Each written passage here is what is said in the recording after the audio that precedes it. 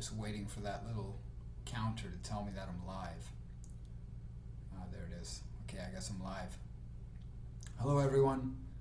It's been a little while since I've recorded a live video, and I felt kind of inspired today, so I wanted to share a video with you all. And this video is inspired because tomorrow I'm leaving from Costa Rica to Mexico for a few weeks, and I know that some people in the world are struggling to even feel the freedom to travel, and some people are afraid to travel out of their home areas. And considering I'm traveling tomorrow, I wanted to share my honest opinion about what's happening in the world and what I think is actually happening. Because I'm going to Mexico tomorrow from here in Nosara, Costa Rica, to experience basically like a 3 to 4 week spiritual pilgrimage. So as soon as I arrive to Mexico, I'm going into a 3-day retreat. I'm going to be experiencing 2 bufo ceremonies. Bufo is a type of plant medicine, a psychedelic plant medicine that comes from a toad. So I'm going to be doing 2 bufo ceremonies and a yopo ceremony and a hape ceremony. I've only done hape once, and it made me purge so intensely that I was on a bathroom floor for about 90 minutes with cold shivers, throwing up, and having diarrhea at the same time. So I'm feeling a little bit nervous about the experience. I'm feeling a little bit vulnerable about the experience. And so before I go into that 3-week kind of pilgrimage that I'm going into, I wanted to share a video today because I'm not sure when I'm going to record a video again. It might be a week or 2 or a couple of weeks. It might be next week. I don't know. But I wanted to share my honest opinion about what I believe is happening in the world right now. And chances are what I'm going to share with you is going to trigger you. And it's whatever you're thinking in your head right now, it's probably definitely not it. Whatever you think it is, whether you think it's this or that or these people or those people, or and if you if you know what I'm talking about, you know what I'm talking about. But that's not it. That's not what I think is happening in the world. In fact, my opinion about what's happening in the world, it comes from a different perspective. I've been studying ancient spirituality, ancient philosophy, and ancient science for at least 9 years consciously, probably longer than that unconsciously, and even more intensely in the last 6 years. I've been almost obsessed with ancient spirituality, ancient human history, and what makes us human, and why we're human, and how being human responds and influences our reality around us. Responds to and influences our reality around us. So my honest opinion of what's happening right now is not really that different than what I thought was going to happen 10 years ago or 6 years ago. Because at that time, I discovered something. What I discovered was an ancient prophecy, I guess you could call it, an ancient prediction about this time in history. Now, the interesting thing about this prediction is that it doesn't just come from one area of the earth, or one group of people, or one culture, or one society. It's actually something that's shared among different societies. Now, there are different perspectives of what this prophecy tells us. Some call it the end time, some call it the end of the age, or a shifting of an age, or an awakening. There are lots of different names for this prophecy. The Mayans have a way of understanding it. The Aztecs had a way of understanding it. The ancient Hindus had a way, the Yuga calendars, and the Christians have a way, and the Jews have a way. And there are others that have lots of different indigenous cultures that have theories. The Hopis have a theory about what's happening right now. But my honest opinion, based on my experiences and my teachers and the work that I've studied and the work that I've experienced, is that what we're seeing right now is a global transformation, a global awakening. And so, according to these ancient calendars that I'm very interested in, I'm not an expert in them by any means. I'm not an archaeologist, I'm not an astrologer, I'm not an expert in these ancient calendars, but what they essentially mean, from my understanding, is that as human beings, we go through this 26,000 year cycle of consciousness. Okay, so our mental capacity, our spiritual capacity goes through a cycle. So if you can imagine somebody that was born completely brain damaged versus somebody that was born a genius, you know, with the inherent abilities of a genius. Well, at this highest time of consciousness and the highest part of the peak of this 26,000 year cycle, we reach a superhuman level of consciousness. These are just theories. Again, Plato theorized this, Aristotle theorized this, lots of others have talked about this concept. at our highest point of consciousness, we are able to experience superhuman, supernatural miracles. So when scientists have studied the ancient pyramids, like the pyramids of Giza or Machu Picchu or Göbekli Tepe or Sacsayhuaman, when they've studied these ancient sites, what they realized is that they don't know anything. Show me by a show of likes if you've studied any of these ancient megalithic structures. You know, the pyramids of Giza, Sacsayhuaman, Machu Picchu, Göbekli Tepe, Goodall, Panang. You know, these sites are built using technology that we cannot explain today. We can't explain it. And there's archaeological evidence, according to the same people that study these ancient sites. Brian Forster's one I respect. He's written 22 books on the subject. I had the good fortune of doing a tour with him of Sacsayhuaman in Peru, and he told me a lot of his theories, and his theories match my theories, that at one time in history, we as human beings were super conscious. We're so high conscious. We could communicate telepathically, maybe. We could move things with our mind. We were living in tune with nature. We could communicate with plants and animals consciously and lucidly, and we could communicate with each other, and we could do things that now are considered maybe woo-woo or airy-fairy or miraculous or something. But in those ancient times, this was normal life. But according to these ancient astrological calendars, these calendars are based on the wobble of the earth. This is a real thing that happens. You can look it up. It's called the precession of the equinox. The earth wobbles at a certain rate, and that wobble causes our consciousness to go through a 24 to 26,000 year cycle. And so we go up, we become really highly conscious. Maybe that's when we built these pyramids or Sacsayhuaman or Machu Picchu or Göbekli Tepe or whatever. And then we fall. And when we fall, all hell breaks loose. Literally, we create our own living hell. And we stay there for about 6,000 years. Now, if you look at our current time for the last 6,000 years, we went through some dark times, didn't we? We went through death and destruction and separation and war and famine and poverty and living in the wild and like small little tribes. We went through some hard times in the last 6,000 years. Now, we've been led to believe that humans have only been around for like 6,000 years for a long time, and then now we're recognizing we're actually a lot older than that. Well, science is actually telling us that we're so much older than that. We're so much older. And maybe not us as in like, in my case, what we call a Caucasian human being, but like maybe there were other types of beings that were like humans. Maybe they looked a little different. Maybe they behaved a little different. So then the question comes, well, where did they go? Where are all these other species? Where are the superhuman behavior traits that allowed us to create these megalithic structures, these massive monuments that still stand today, thousands and thousands of years old? Goodall Panang is a pyramid in Indonesia that was dated at between 25 and 36,000 years old. This is a pyramid on our planet, almost 36,000 years old, maybe even older. They dated Göbekli Tepe at 12,000 years old. We know that there were people or beings 12,000 years ago that were even more enlightened and evolved than we are, because they carved something in this pyramid, or in this temple rather, in Göbekli Tepe. They carved something in it that said that we would find it at this time. They carved an astrological symbol in Göbekli Tepe. It's in Graham Hancock's book, Magician of the Gods. They carved something in there because they knew, almost like a time capsule, they knew that we would find it at this time.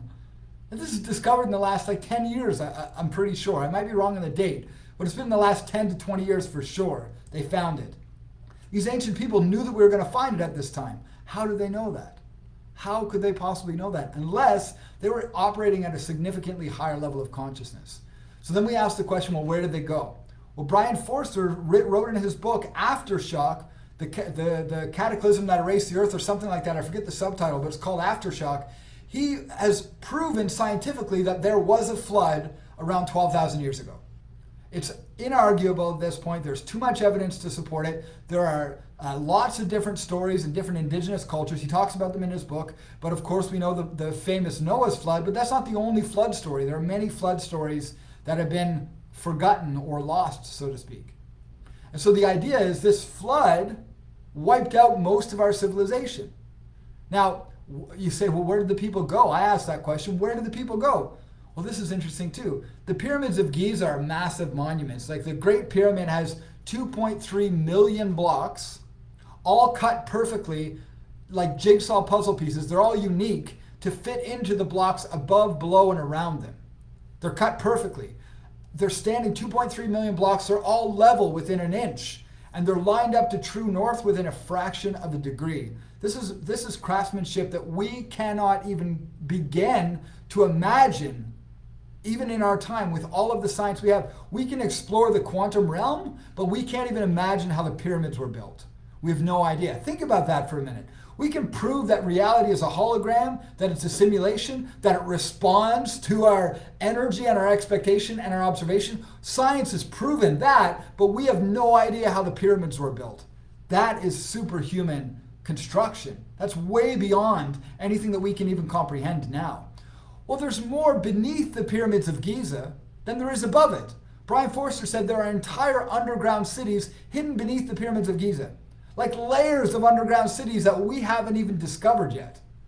So where did the people go when there was a flood? Well, Machu Picchu is right on the top of a mountain. The pyramids of Giza have underground cities. We found other underground cities all over the planet. They found some in Turkey not that long ago. 8 layers of underground cities.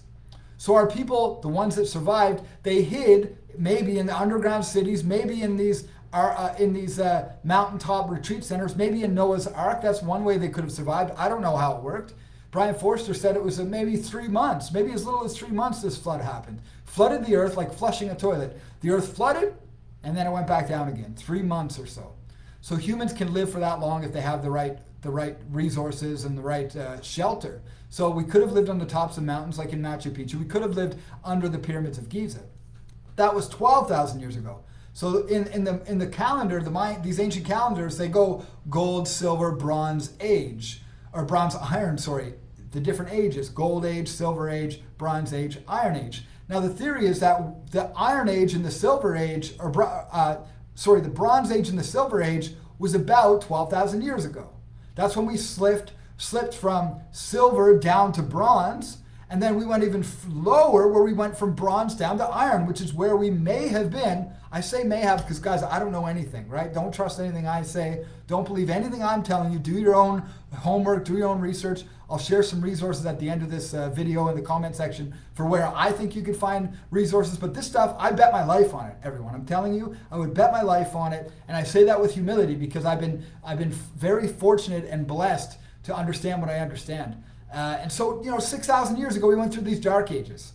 Now, during these dark ages, the darkness or ignorance or fear or pain or suffering is at a higher frequency than love and compassion and acceptance and wisdom. The polarity is flipped in the Iron Age.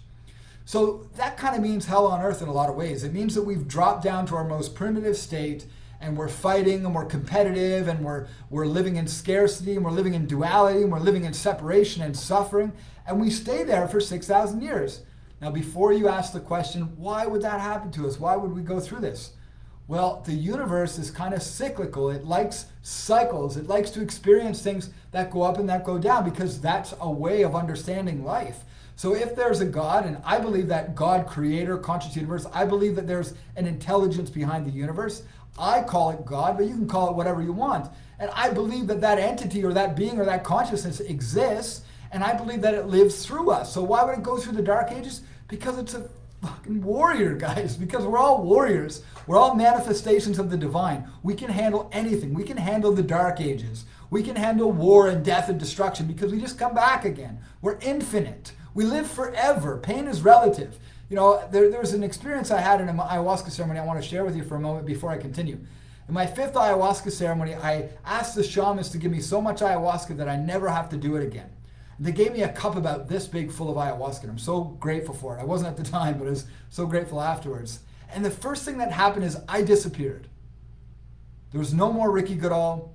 There was no more this body. There was no more this ego. There was no more this consciousness. I didn't exist anymore. I was in total nothingness, total blackness, and I was terrified. I thought I died and gone to hell. I was so scared. I was crying and I was saying, "Where am I? Please, what is this?" And there was no response. "Where am I? Please, what is this?" No response. Finally, a feminine voice says, "What's wrong?"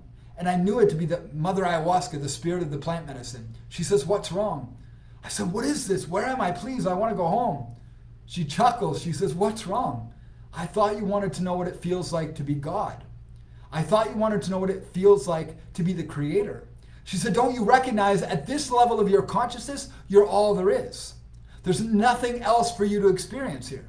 There's nothing else for you to be in relationship with. She said, don't you recognize at this level of your consciousness, you're all there is, all there ever was, and all there ever will be. She said, don't you recognize you created this life as Ricky Goodall to experience a vacation away from being all there is, all there ever was, and all there ever will be. And then she said, you better tell this story to as many people as you can. You better share this truth with as many people as you possibly can so that they can wake up. Now that was in 2016, and here we are. So after this 6,000 years, what happens is there's a shift in consciousness. Now the Aztecs call it the time of the sixth sun. The Mayans call it the shift from the age of, actually I don't know their technical term, but it basically works out to be a shifting from the age of Pisces to the age of Aquarius. The Hindus talk about it going from the Iron Age to from the Kali Yuga to the Dvarta Yuga, the electrical energy age. It's an awakening. It's a transformation. And so what happens is there's a fork in the road. You're either going in the direction of love or you're going in the direction of fear. It doesn't matter who's at the top. There are no elites. There are no governments. There are no authorities. They're all an illusion. They're all part of the video game, and that's all it is. It's like a video game. Now, it's not a video game because that's doing the concept an injustice. It's far more advanced than a video game, but it works sort of like a video game from my understanding. I create my experience around me. My words, my actions, my choices, my thoughts, and my energy create my reality around me. And what I subscribe to or what I agree with or what I believe in is what I create. Now, I believe that we're moving toward a world of peace, prosperity, unity, and oneness. And there's not a human being on this planet that will stand in the way of me experiencing that. Mark my words. I will experience it in my life. Now, where you go depends on you because we're not in the Iron Age anymore where we all go together. We're in the information age now. We're in the energy age. We're in the higher dimension. So we all go individually. We all go to our own reality. We all go to our own playground. Now, don't worry, I'm going to be there with you, but I'm going to be the version of you that you create me to be. I'm going to be the version of you that you need me to be in your life, just like everyone else in your life. Now, they might not know that they're playing the game with you. You might not know that they're playing the game, but mark my words, if you even for a moment entertain this idea, the game will start winking at you and reminding you that you're playing a game. Show me by show of likes who's already experienced that. Who's already experienced the game winking back at you, reminding you, hey, you're powerful. Hey, you're not a victim. Hey, you can get yourself out of this. It's going to come from here, though. It's not going to come from up here. This is plugged into the game. This is plugged into the source, right? Yeah, this comes from the source. So when we live from here, the game comes from us. It doesn't come to us anymore. So then there's no one else to fight against. There's no freedom to fight for. There's no enemies to defeat. The enemy is here. And when we heal what's in here, out here begins to change. Mark my words, my friends, in my reality, in the next month, life's going to change dramatically for the better. Even more so than it already has. And it's going to keep getting better and better. Monique said, yeah, I call it the cosmic giggle. Yeah, I love that. That's the idea. We're in relationship with this thing. We've known it for thousands of years, but the information has been suppressed by the evil King Bowser, the enemy who's inside of the fortress and robbing us of all of our resources and keeping us down and keeping us stuck and just keeping us in poverty. But then what do? We get into the castle, we get into King Bowser's lair, and we find a bunch of mirrors. We just find a house of mirrors. We have a bunch of mirrors looking back at us, and we realize, it was me the whole time. Oh my God, it was me the whole time. Now, I'm not saying there isn't a war to fight. There is a war to fight. It's in here, and we fight it out here by loving all of our reflections. All of those evil entities that are, those evil people that are coming, we love them, and we love them. We forgive them, and then we forgive the reflection of ourselves. This is science, my friends. Trust me, it's science. It's an ancient science, but it's not just ancient. Quantum science supports everything I'm saying right now. Your reality responds to your expectation. If you look at the world right now and you see a sickness, then let me ask you, have you had sickness your whole life? Have you been sick? Have people in your family and in your reality been sick since you were a child? If you see corruption everywhere, have you been watching corruption exist your whole life? What do you see around you? Because whatever you see around you is an amplified version of how you've been showing up in your life. And I say that to myself, believe me, because I'm living in a world right now where you know what still exists. So I'm taking responsibility for it. I recognize that I'm creating this and the war exists inside of me. And when I surrender in the war inside of me, then the war outside of me will begin to dissolve as well. This is a war of the soul, my friends. This is a war of the spirit. It's the war on consciousness. And the war is consciousness fighting against its own darkness. This isn't something that's separate from us. This isn't something that is out there hurting us, or that there's some power out there trying to control us. This is something that we, brothers and sisters, are creating ourselves. And we change it when we express, when we heal, when we share with love, when we connect, when we stand up without violence, because we know that we have a shield and we have a sword anytime we need it. We're protected by our mother and our father. We're protected by the universe. We're protected by nature. We're protected by God, whatever way you want to say it. The level at which you're protected is the level at which you have faith. It's always been the way. It'll always be the way. In the Tao it says, when the heavens send armies, they send love. They send love. And when two armies are equally matched, the one with compassion will win. My friends, the work here is compassion for ourselves, for our brothers and sisters, for our mothers and our fathers. The work is forgiveness. The work is healing. The work is love. It's the only way out of this. That's why we've been isolated. That's why we've been forced to stay together, so that we can heal, so that we can love, so we can open our hearts, and so that we can shine our light so brightly that the darkness, in whatever way it manifests, has no chance to stay alive. We all have that inside of us. We have that inside of our souls. We have it in our hearts. We have it in our will, my friends, in our spirits. We have that inside of us.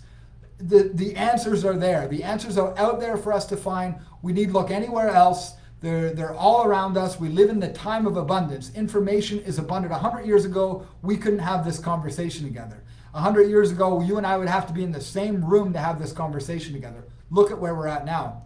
Imagine 20 years from now. I don't believe that I'm ever going to die. I believe I'm going to live forever. I'm immortal. Whether that means I live as Ricky Goodall forever, or I live as some other being forever that I transition into, I know that I'm immortal. I feel it inside of my soul. And I know that if you open your heart and you love yourself, you're going to feel that too. You have nothing to be afraid of. This is the time we've all been waiting for, and we are the ones we've been waiting for. I choked on even saying that right there. Thank you for watching, everyone. I didn't really know what was going to come out today. I didn't know what I was going to share with you. But I want to invite you to a training I did. It's called How to Shed Your False Identity So You Can Live as Your Higher Self Without Blindly Following Strict Religion or Dogma. It's a training video. I put it in the comment section. I'm going to be totally transparent with you. You get a gift for watching, and I make you an offer at the end of the video. Transparency. You don't like the offer, don't take it. It's fine. The video is full of great content. It's full of the most powerful philosophy I've ever learned. I would bet my life on the truth that we are all the higher self. We're all Christ-like beings. We're all capable of true miracles. And when we heal ourselves, nothing can stop us. And in there, I show you the science that I discovered through the help of Mother Ayahuasca and actual channeling from higher consciousness. I've learned to channel Christ. I've learned to channel God. I've learned to channel Krishna. I've learned to channel these higher... Look, you see how excited I'm getting? I'm not even able to say these words right now.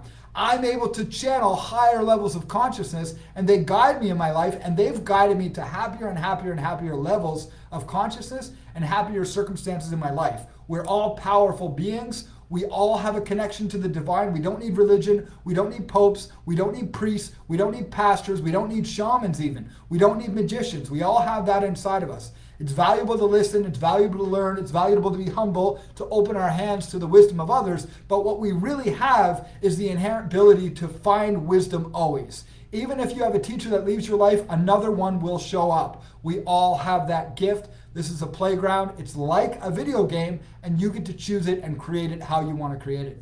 So check out that training. I really think you're going to enjoy it. I share a secret code that unlocks religion, and warning, if you're religious, it's going to trigger you, most likely at least. It's kind of designed as an antidote to dogmatic religion and dogmatic science. You can't prove it wrong. If you research it, what I've shared with you, you'll see that the rabbit hole is never ending. It's the cure to the spiritual sickness that exists in our world. And I say that with humility because I've been guided to say it. What I'm sharing in this live training will transform your life, I guarantee you, but watch out, because once you know, you can't unknow. So thanks for watching, everyone. I'm heading to Mexico tomorrow. I got a 3-day retreat coming up, 2 Bufo ceremonies, 1 Yopo ceremony, and then I'm spending 3 weeks going to the ancient Mayan ruins, performing prayers and rituals to open my heart and to clear my mind so that I can show up in life the most powerful way that I possibly can for my friends, for my family, for my people in my community. That's how we do it, everyone. We heal ourselves, and then our world changes. Thanks for watching. I hope to see you all soon. Let me know in the comment section if you enjoyed this video. Thanks, everyone. Bye.